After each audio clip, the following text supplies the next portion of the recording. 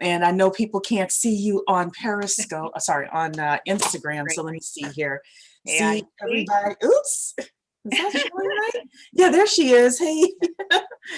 I could never exactly figure out how to do that. So y'all just got a glimpse of my there we go. everything over there. Looks like, sound like I had a little feedback there for a second. Put your city and state in the chat, everybody on Instagram. Tonight's conversation is all about, can a Black family preserve its wealth? Number one, can we create it? And number two, can we preserve it?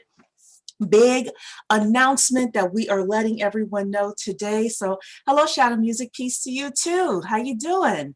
Put your city and states in the chat so we can recognize you. You've got quite a few people here in Zoom. We've got Dallas, Texas in the house. We've got Detroit. We've got Virginia. Everybody let us know where you're coming from. Piece of big news. Got Georgia in the house. Hello, everybody on Instagram. Okay, I know I keep saying piece of big news, but I'm coming with the announcement. And that is Roland Martin. Roland Martin is coming to us next Saturday, November 21st. Now, I have some very specific questions to ask Mr. Roland with regards to the Biden-Harris administration, and that is, where's our money? Where's our money? That's my question. Where is our money? Where's our money coming from? What kind of government programs are we really looking at? What do we really think is going to get passed by this administration? We know that the Senate is most likely going to remain in Republican hands. What does that really mean for us? What kind of executive orders can we look out for that can really impact Black wealth? A lot of times there are hidden programs as well that we don't know about. Why do we not know about these programs? What are these programs? How can we find out about them? The United States has a huge budget every year that it spends. Hello, London, how you doing? The question is, how can we use these things to our benefit? I see Charlotte here as well. Oh, don't say that about him, Shadow Down Music. Look, I believe that we can access everyone's information for building Black wealth, and that's the point of bringing Roland here. So, yes, I know some of you may think he's controversial. However, the man does know his way around Washington, and I care about the programs that are available. So, for example, as plugged in as I thought I was, there was a little known SBA program that happened in the springtime that was not the PPP loan. And it allowed business owners to purchase businesses, and the federal government was giving grant money to entrepreneurs that wanted to purchase businesses. This is what I'm talking about. We don't know enough.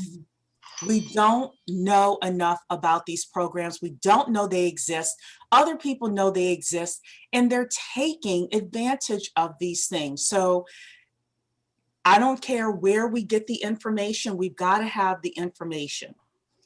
Shadow Down Music, now you're getting controversial here. Now I see your stuff on Instagram. You're getting a little controversial here, but yes. So someone's saying, "Wow, yes, this is true. We are missing out on billions of dollars of wealth every year, partially because we don't know about a lot of the programs, and we don't have access to a lot of the information that we need to really make some strong chess moves around here." So that is the purpose of Roland Martin coming. If you want to register, it's a free event. It is at rolandandblackwealth.eventbrite.com. rolandandblackwealth.eventbrite.com. rolandandblackwealth.eventbrite.com. Okay, I feel like a Baptist preacher now, but you got to say it 3 times. Saturday, November 21st, 1 p.m. Eastern Time. Try to be in the building. That way you can get your questions answered. If you can't be in the building, then yes, there will be a replay, but you have to register. Otherwise, we won't know who you are. You have somebody here saying, stay positive. Some people fear success. Absolutely. We have got to really figure out for the next 4 years how we're going to play the game better. And that's what the 10K project is all about. So I saw another note in the chat. Clap, clap, clap. That's right, Cherie, speak up, ask the economic questions. Yeah, look, this is purely an economic discussion with Mr. Martin. I don't want to hear about blabbity blab what the politics are. I am also going to ask him about the Supreme Court thing, because people spent tens of millions of dollars to get this Amy Coney Barrett woman on the Supreme Court, and I personally am not convinced that it was just for Roe v. Wade. That's just a personal thing. No. I think there's a business reason why they wanted this woman on the Supreme Court, that they spent so much money. And I haven't heard Roland talk about it. I do follow him enough that I hear sprinkles of stuff. I haven't heard him talk about it. So that's one of the questions I'm going to ask. This is how we get ahead of the curve. I was speaking with a family member earlier today, and she's like, Cherie, part of the reason Black people don't have what we need to have is because we're not sitting in the rooms when these decisions are made. And I said, we're not also finding out about these decisions after they're made. So yeah, the first thing is we got to find out about the decisions when they hit the street. Because most of the time we're not even finding out about that unless it's on CNN or MSNBC. We have to start getting the right newsletters, the right content, etc. That's where we're going to tap into Roland. And then number two is, yes, how do we get into the decision-making meetings so that we can also get our piece of the pie for the decision-making meetings as well. So again, that's Roland and blackwealth.eventbrite.com, Roland and blackwealth.eventbrite.com, Roland and blackwealth.eventbrite.com. So all righty then. And look, the chat on Instagram is hot right now. So you all are saying a whole bunch of stuff. I see you in there. I see, oh, Bitcoin Zay is in here. Hey, how you doing?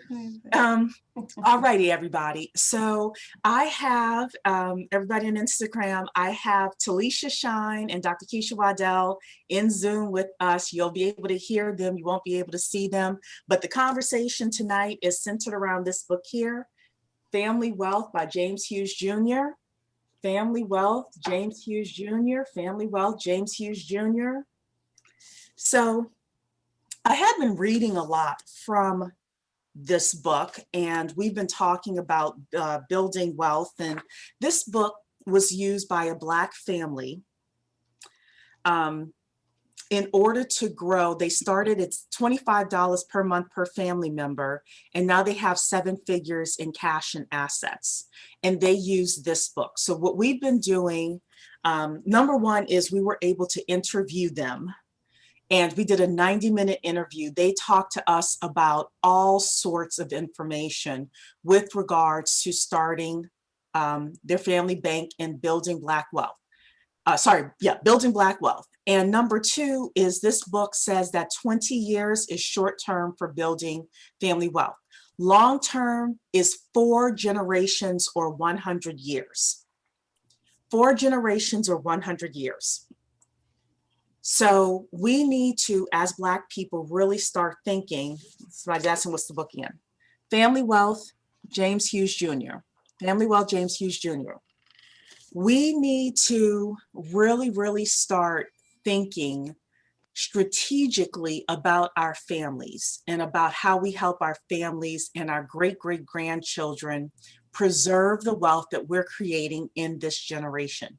Number one is we've got to be able to create it, and then number two, we've got to be able to preserve it. So tonight I'm going to do a little bit less reading, a lot less reading actually from the book, and just have an overall conversation. And we're only going to be here for 30 minutes, so we got another 20 minutes left, about preserving Black wealth. And the first thing I think you got to have is a purpose. You got to have a purpose. You got to have a mission. The book itself talks about having a mission statement. Somebody saying that's correct about 400 years generational wealth. It's done in Asian communities. It's done in all communities, even African communities, it's done. However, the book also talks about the fact that a lot of families have trouble doing this because they think too short term. But that's a great comment that's being made there. So you got to have a common purpose. The family wealth building process is made up of 3 forms of wealth, the book tells us. Number 1, they call it human capital. We call it human contribution because we can't deal with capital here. We don't like that term. So we say human contribution. Number 2 is intellectual capital. Intellectual capital is taking everybody in your family and asking them, what do they know? Who do they know? What experiences that they've had, et cetera, et cetera. Everyone from Big Mama and the elders all the way down to, 7, 8, 9-year-olds. God has given all of us talents and skills to start with. So number 1 is having a common mission and a common purpose and being able to say, hey, you know what? We're going to go together. We're going to do this together. If you think about rowing a boat, for example, you can't have one person rowing east and another person rowing west and the third person rowing south. It doesn't work. We've got to have a common purpose. We have to be able to say, hey, you know what? We are building a family wealth plan here. And it's going to have some structure to it, but it's also going to be flexible enough for us to change it as we need to. That's another thing that the book talks about. And when you focus on the common purpose and a common vision, the Bible says, have a vision and make it plain. When you have a common purpose, when you have a common vision, and when you have leadership in every generation, that's another thing that the book says that we don't often do. We think our millennial kids don't know enough, don't have enough experience. That's the wrong thing. Our Gen Zers, we think they're 14 years old. They can't be a leader. That's not true. Every generation needs to have leadership in order for family wealth to be built and in order for family wealth to be cultivated. So can a Black family preserve wealth? Number 1 is we've got to build it. So for a lot of us, we are the first generation or the second generation potentially of people who are building family wealth. We've got to have a 100-year vision or at least 4 generations of that. We've got to have a common purpose. We have to have a mission statement for our family. We need to have a vision for our family, and we have to have leadership in every generation. Otherwise, it's going to fall apart. You might build it in this lifetime, and your grandchildren will squander it 2 generations from now, and that is not what we want. So with that, everybody on Instagram is still on fire right now. I see all of you. We've got more people in Zoom here, Facebook, YouTube. Hello to everybody tonight. I'm going to let Dr. Keisha Waddell introduce yourself and let us know what you think. Can Black families really preserve Black wealth? Oh my goodness. I absolutely believe so, particularly right now. I feel like there is an opportunity that all of us are starting to tap into. There's so many more of us. We found each other online in these communities, and we've seen it already early on this year in particular. We were able to do some things, and many of us were saying a lot of the same things. So here's an opportunity, for us to really structure this up and really make it happen. I'm really impressed with the whole idea of leadership in every generation. We do miss that big time. There's always somebody who's the elder, I guess, or the big mama in our families most often than not. And we really have to get away from even that culture in our family where there's, that one person. You have a lot of times, even in our culture at large, there's the Martin Luther Kings, and this person over here, and then of course they get taken off, and then we're all over. But none of that. We're changing that all up, and so I'm excited about this, and I'm willing to do it in my family. I'm going to be my first. And that's interesting that you mentioned MLK because MLK and Martin were like the people of their time. And the truth is, when they died, things did seem to fall apart. And one of the things, even right now, that we're seeing is kind of a decentralization in a way of Black leadership. You know, there is no one single Black leader, and there's been conversation continuously about whether we need a new Black leader or not. But I think that that's dangerous. I think that we need to have Black family units, and with Black family units, you know, we build Black wealth. I was watching an old episode of Good Times recently, Good Times, and, you know, Michael was saying something to James, and I think Michael had gotten into a fight, and Michael was arguing with James Evans, and James said, "You want to talk about it?" as he grabbed his belt on. Right. You want to talk about it? And Michael said, "No." You know? Exactly. That is exactly what I'm talking about. Yes. I'm like, bring back Good Times, please. But you need to have leadership in every family. So somebody's asking, how is the leader of the family chosen? I think that cream rises to the top personally. I think also leadership needs to, just like most of us had mentors that tapped us. They saw something in us and they tapped us and they said, "Hey, I see something in you. I'm going to cultivate this in you," whether it was a person that you worked with. For me, it was a boss's boss that saw something in me and took me under her wing and taught me pretty much everything I know today. If she hadn't helped me at 29, I would not be where I am today. So I think you have to see something in your young people, niece, nephew, little cousin, whatever. It may be the little cousin that, you know, they seem annoying because they ask all the questions, but that's the kid potentially that can do great things. Or they're always hustling, trying to sell, you know, bubble gum. You know, "Hey, auntie, you know, buy me some bubble gum. I'm gonna sell it for 25 cents. Like perhaps that's the kid, right? Or it could be a 15, 16-year-old that seemed like they're a gamer, but then all of a sudden they're making money doing their gaming. Well, how did they do that? Where did they get that ingenuity? Can they be tapped for leadership as well? So, Talisha, I'm gonna talked a lot, sorry. I'm gonna let you respond to any of that. I think leadership is one of those things that, again, we make it linear. And if we, again, go back to running a business, businesses have C-suites, they have board of directors. There is not one single person running the corporation.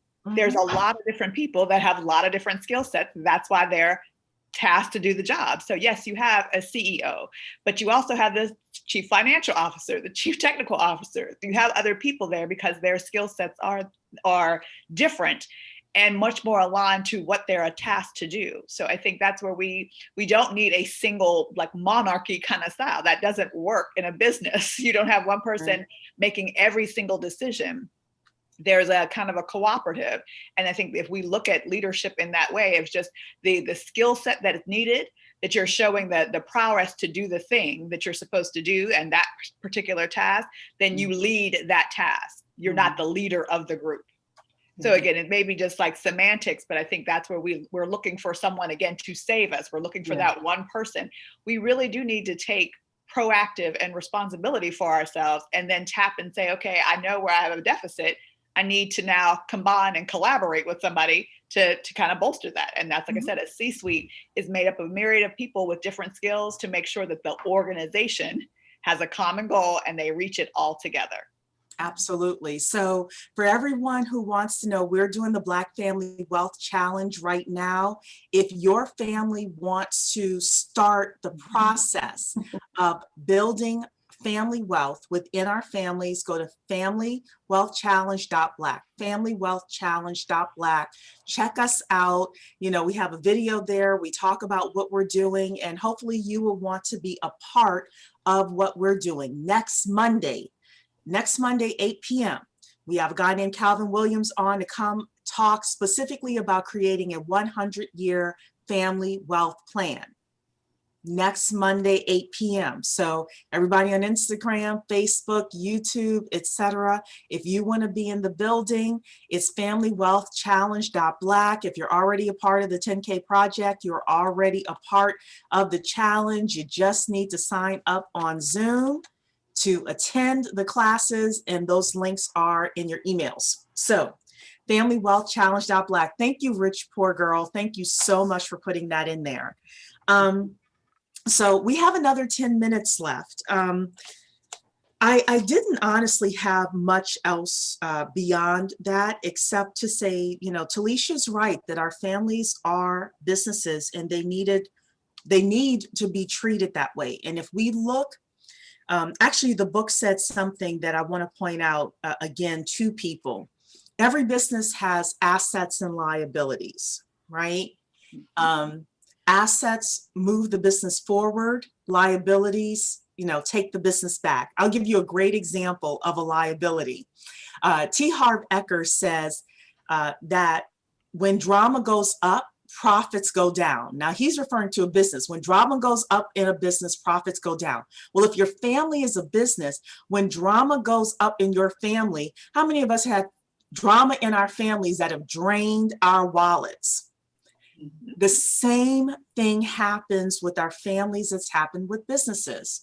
Drama goes up, profits go down. So we're constantly reworking our balance sheets so that we can have more assets than we have liabilities. Liabilities happen no matter what in our business, but we always need to be thinking about the assets that we're building. And assets isn't just about money. Assets is about the intellectual capital and the people that are a part of our families. So the book says that the healthy businesses spend 80% of their time focused on assets and building assets, and 20% of the time focused on liabilities. And when a business sees its competitors, I want you to listen to this carefully. When a business sees its competitors spending 80% of its time focused on liabilities, the business knows he's about to have one less competitor out there. Exchange competitor for other communities. When other communities see that we spend 80% of our time focused on liabilities and only 20% of our time focused on assets, and they're doing the exact opposite, we are less competitive to them. Put a 2 in the chat if you hear me. Put a 2 in the chat if you hear me. I'm starting to see 2s. Great. This is so important. And every family, every Black family, you know, multicultural family, because I know I have a multicultural family myself. We need to really think about building Black wealth from the ground up. I talked about Roland Martin coming, right? Roland Martin is coming, Roland and blackwealth.eventbrite.com for people who are on Instagram that wants to check that out. He's coming Saturday, November 21st at 1 p.m. Eastern time. Is free to attend. You know, the question that I'm going to ask him is, can Black people build Black wealth during a Biden-Harris administration? But if we are waiting on Biden and Harris to save us, we are in for a world of hurt, as far as I can see. As far as I can see, maybe I haven't seen enough of the 100-day agenda to know what's going to happen, but I do know that there are programs out there that can help our individual families build wealth, and we need to be able to access them. So those are my questions for Roland Martin. Roland and blackwealth.eventbrite.com if you want to come to that. Person saying here, I'm not waiting on any president. Me neither. Oh, that's right. But there are programs that are out there that could be a program for everybody that we need to start tapping into. No Biden-Harris savior. It is up to us. Absolutely. And if we can have 30, 40, 50,000 Black families tap into some of this money that the US government has for everybody, they may not earmark it just for Black people. But if we get enough of our applications in for certain programs and we fight to get into certain programs, and not just homeownership programs, business programs, et cetera, what do we need to do? How do we need to position ourselves for these things? Because that is the key to Black wealth as well, and preserving it, building it, is home ownership, investment, and businesses. Starting businesses and having employees in those businesses. And we can talk about that more later. So we need to focus more on power, wealth, land, resources, assets. Absolutely. There's untapped money that we're not getting our hands on. So those are my questions for Roland. Talisha, Dr. Keisha, you all have final words and final comments for the family tonight? I think a lot of people are familiar with the personal development of surviving and thriving.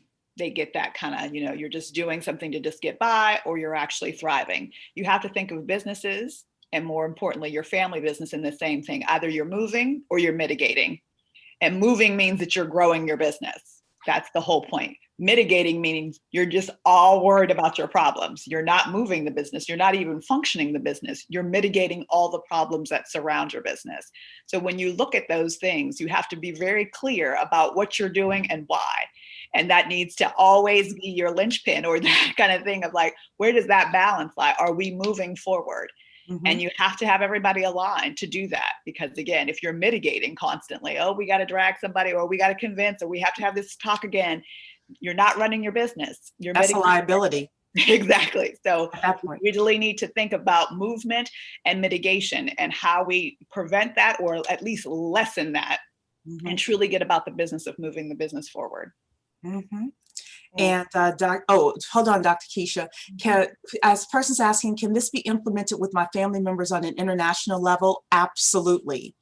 Absolutely, they can. So in fact, some of your families are in locations in the Caribbean, in Africa, in other places where the land is cheaper, and you could get a lot of land. You can start agricultural businesses and start importing into the United States.